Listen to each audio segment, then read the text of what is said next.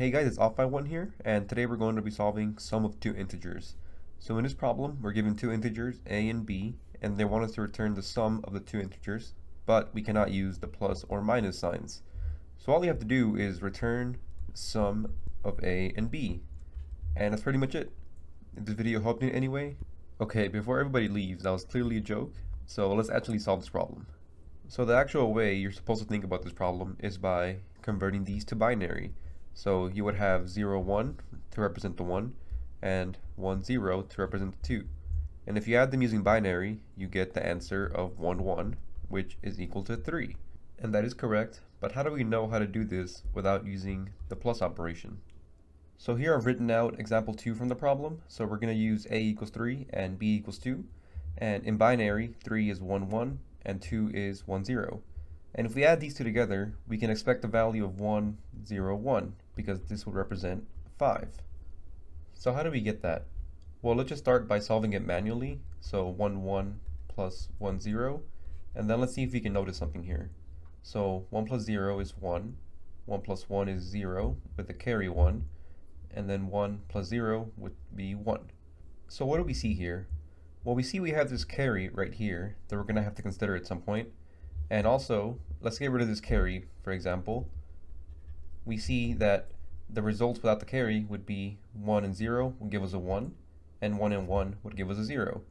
So what logical operator can we use for that? So what we would use is something called exclusive OR. And the reason we want the exclusive OR is because if we do 1 XOR 1, we want to get a 0.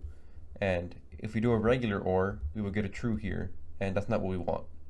So let's try and solve this problem again using the XOR operator. So 1, 1 XOR 1, 0. Well, 1 XOR 0 is 1, and 1 XOR 1 is 0. So we at least got that part down. But how do we include our carry in here? So let's see. Under what case would we actually have a carry? Well, we know that 1 and 0 is not going to produce a carry, and same thing with 0, 1, and same thing with 0, 0. So the only time we're going to have a carry is when we have two 1s. And what logical operator gives us true whenever we have 1 and 1? Well, if you don't know, it's the AND operator. This would return 0 for this, this, and this, but it would return true for this, and that's exactly what we want. Okay, so let's try and AND these together and see what happens. So 1, 1 ANDed with 1, 0. Well, here we're going to get a 0, and here we're going to get a 1. And we can see that we're close. But our 1 is over here, and if we imagine this being a number, we can say it's 1, 0, 0. So we can just shift this to the left one to have a 0 before it. So it would look something like this. We would have 1, 0, 0, and then here we would have 0, 1. And we can see that if we add these two values together, the XOR and the AND, we actually do get 1, 0, 1, which is correct. Okay, well that's cool, but we still can't use this plus operation. So how do we actually ever get the final value? Well, what we're actually going to do is do a while loop. So what we're going to do is while our carry is not equal to 0, then we want to do this XOR and AND operation. So let's try it out. So we're going to say this is our new A, and that this is going to be our carry, because that's what the AND is for. So let's see. If we XOR A and carry, we get 1, 0, 0, XORed 0, 1. And we see that this is true, this is false, and this is true. Now let's AND it to see what our carry would be. So 1, 0, 0, and 0, 1. Well, our AND here would be 0, 0, 0.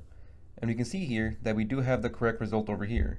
So our goal is to have the addition complete with the XOR, and this AND here is only here to keep track of our carry. So in the end, we would return A once this while loop exits. So what does our pseudocode look like? Well, we can have a variable called carry, and we can set that equal to A ANDed with B, but if you remember here, we added this extra 0, and the way we did that is we shifted everything to the left one.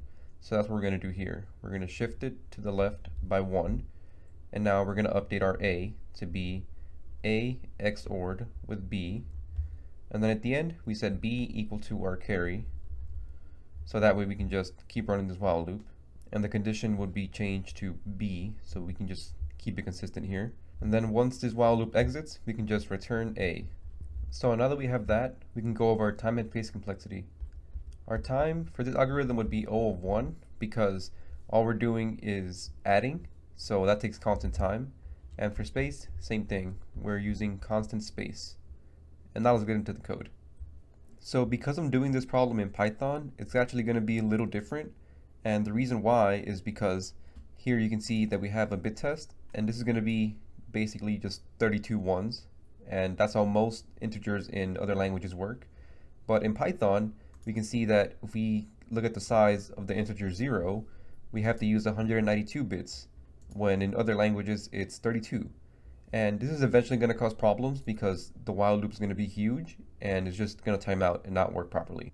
So you can see here that for a number that is supposed to be 32 bits, we have to use a lot of extra bits on top of that because of the way Python stores integers. So if you ever have to do this problem for an interview, I recommend just using C++ or Java because Python makes it unnecessarily hard. But I'm going to do it in Python just to show you how it's done. So like I said, the Python solution is going to look a little different, but I'm going to start with the part that looks fairly the same. So like I said, we're going to do a while loop while b is not equal to 0. And then from here, we want to do our carry. So carry is equal to a ANDed with b. And we want that shifted to the left by 1. And now we want to do a is equal to a XORed with b. And then we set b equal to carry. So this part of the algorithm stays the same. And then at the end, we can just say return a. And if you were doing this in C++, for example, this should be enough. Maybe I'm missing a line or two, but since I'm doing it in Python, I have to do something completely different. So to start, we want to set up a variable. We can call it bit shortener. And the reason we're using this is because in Python, if you remember, they use a lot of bits. When other languages use 32, Python uses like 200. So we can just shorten it by doing this. And I'm pretty sure this is 32 bits. Yeah, 4 and 4. So what we're going to do with this is actually AND it with our b here. So that way it's shortened to 32 bits at all times. And now instead of not equal to 0, we want to do greater than 0. The reason we do that is because now b could be negative, and we don't want to continue the loop if b turns into a negative.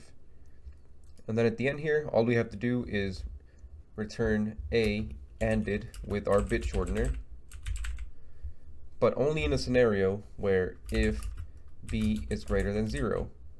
And if it is negative, then we want to do is just return a by itself. And this is supposed to be in parentheses. Cannot type today. And that should work. And as you can see, this code is okay, not the most efficient, but like I said, Python is not the most efficient language for this kind of problem anyways, but I just want to show you guys what it looked like.